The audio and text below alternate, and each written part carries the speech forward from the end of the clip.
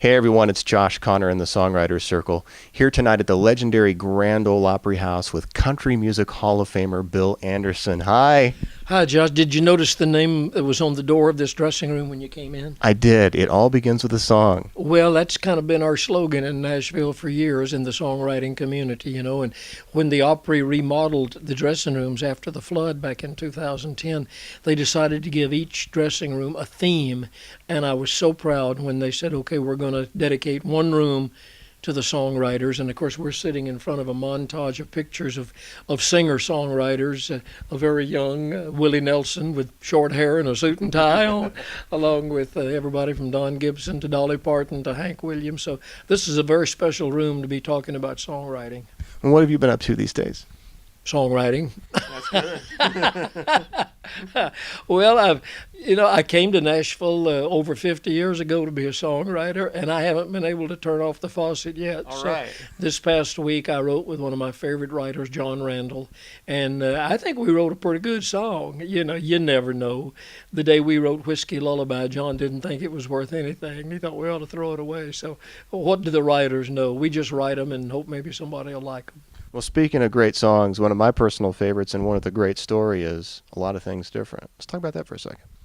Well, I co-wrote that song with Dean Dillon, who is an amazing songwriter who's in the Songwriters Hall of Fame. And the unique thing to me about the writing of that song is the fact that Dean Dillon and I had this appointment to write, and we didn't know each other very well. I mean, I knew Dean and he knew me, but it wasn't a case of us knowing very much about each other.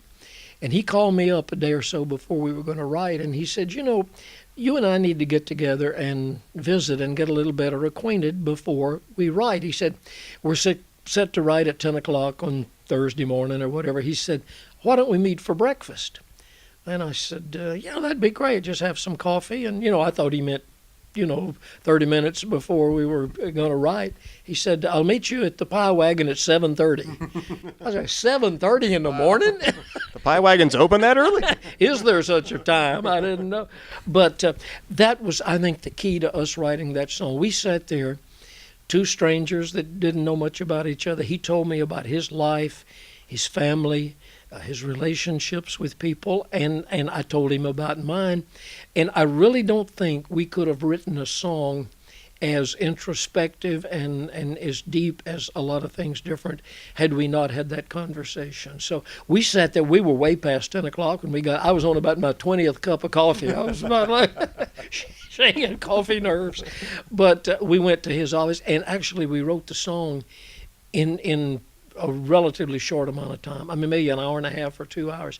But the song, it starts off, I'd have spent a lot more time with my dad if I'd have had the chance. Now I don't have the chance. All these kinds of things that were so personal to one of our lives or the other.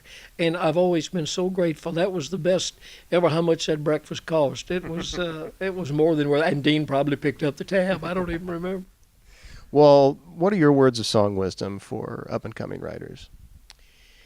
Well, try to write something that hasn't been written before. I get so many songs from people that they'll say, well, this is just like Folsom Prison Blues. I say, well, Johnny Cash wrote that years ago. Go back and write something like yourself. Originality. There's only so many things you can write songs about, but you can come at these things from different angles and different points of view.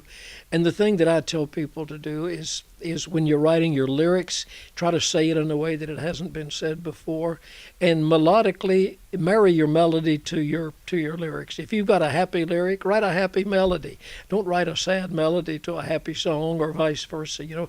Match them up. It's a marriage, and it has to be that way. And you have to have a lot of originality, a lot of talent, but probably the biggest thing you need is a lot of good luck.